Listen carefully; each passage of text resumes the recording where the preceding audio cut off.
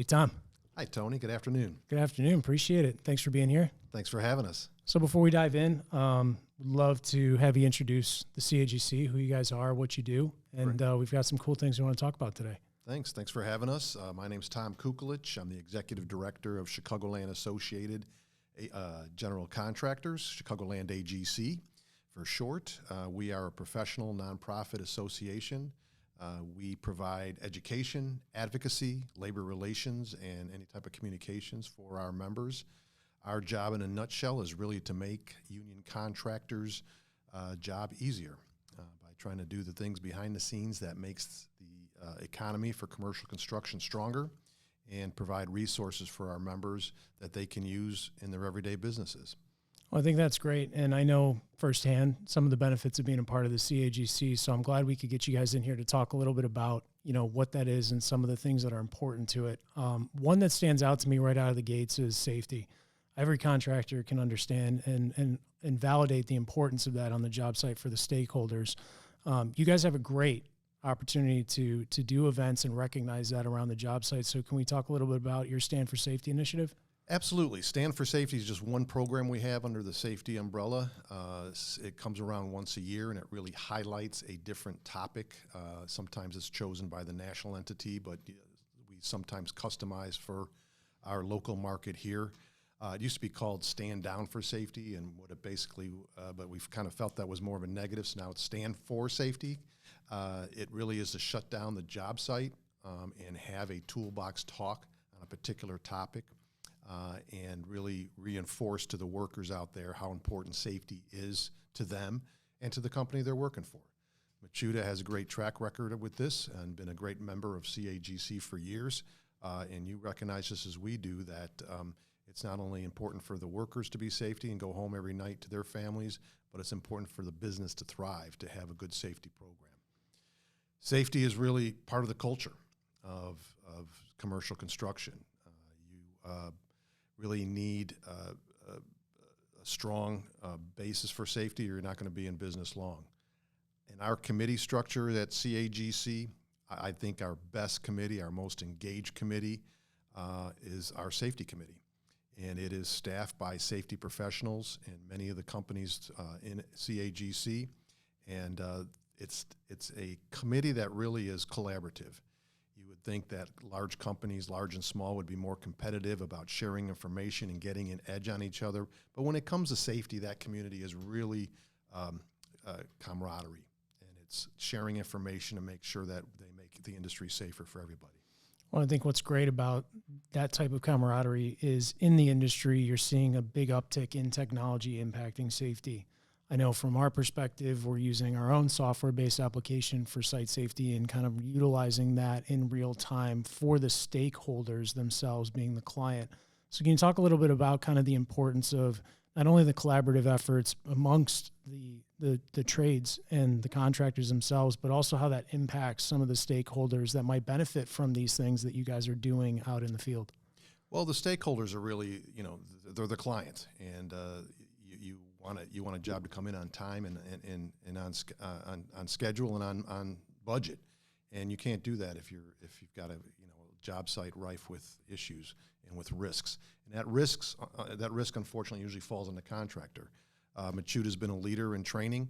You're very involved in the healthcare industry. One of the areas that safety training has really gone far is in healthcare, and Machuda's led the way and tried to standardize that. Many of the different contractors have different training programs. Many of the different healthcare providers have different training programs, whether it's an existing healthcare facility or even a green site. But when it comes down to it, is a lot of the training can be standardized, and Machuda has worked very hard with CAGC to make that standardization, and in the end, reduce that risk. Well, I think it's great that the safety piece has been something that's so integral to the CAGC. And I think that transitions nicely into the fact of not only having a safe job site is the legacy factor, but also having a diverse job site. And one of the things I admire is we had an opportunity to participate with our Mentor Protege program for your culture of care. Can you talk a little bit about what that is and why representation matters to the CAGC? Yes, that's a great great segue from safety, quite honestly. Culture of care is our effort to bring diversity and inclusion to the same level of acceptance, to the same level of training, and the same level of just part of your work culture that safety is. 20 years ago or further back, you could have shown up on a job site and not seen a hard hat. You just don't see that anymore. Why? Because it's ingrained in the culture. It's ingrained in the safety of your training programs. And it's been institutionalized in safety professionals that are on your staff now that go to school for that. We hope that, a job site is as diverse and inclusive in the future as it is safe now. And Culture of Care is that program to really point it out to everyone. The first step is to make a pledge that you will be a diverse and inclusive company. And really from that pledge, you get access to a wealth of resources that we have helped develop with our national chapter, AGC of America. We're intimately involved in creating 5 videos, toolbox talks, that helps get the training started, gets the conversation started out there on the job site with the managers and your on-site people, whether it be racial discrimination, gender discrimination, sexual orientation discrimination, any type of harassment. The goal is to have it be as part of the culture as safety is, that when you show up on a job site, you know what's expected of you. Just like you know what's expected of you on a safety perspective, you know what's expected of you in your behavior towards women or minorities. That is the goal. Those are the library of resources we have. And by making that pledge to Culture of Care, you're showing the industry that you're serious about this and you really want to make a difference. Well, I think that's one of the things that I really admire about that program, and what made sense to us. Our culture is opportunity as much as it is legacy. And through that, our commitment's been through the mentor protege, and my involvement with Cruise Construction, who's our protege through Machuda. And I think we've successfully in the past put other proteges through the CAGC, and it just makes so much sense because now those resources are available to create not only the safety impact, but the commitment to DEI beyond just saying we're a diverse company. I think it's a lot of practicing what you preach, and it's really important to create those opportunities and recognize those to be a continuation and creating that through that legacy piece. But in order to get there, you have to have opportunities to work. Right. So I think that's another piece of this kind of puzzle that needs to be recognized, is getting people into the workforce. And I know that labor has been on the topic of conversation for anyone involved in any building, through whether it be commercial, residential. It's important to get enough labor to be able to build a job. And there's been a shortage. Let's talk a little bit about how the CAGC is recognizing that and what things are being done to improve that. One of the ways we get more people involved in commercial construction is by convincing high schoolers that there is a career here. Many of them are steered towards college that really don't want to go to college or should be going to college. There are viable, great career opportunities in the trades, 6-figure opportunities, quite honestly. And there's many other jobs, such as we talked about earlier with safety professionals. Cisco kind of shows them a path that they can actually get a job, be paid, come out of it with a degree of sorts, be a journeyman, and not have any debt. That's quite a different paradigm than what they're presented in by their high school counselors. The key is to talk to them in high school and talk to their parents and sometimes grandparents to get them to do that.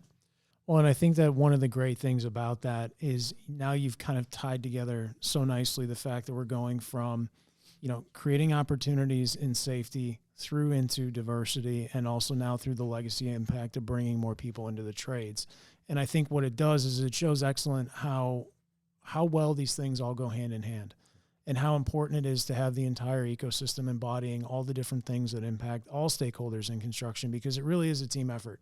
Yeah. There's no one company out there that's just building a whole job themselves. Those days are gone where everyone self-performs everything that they do.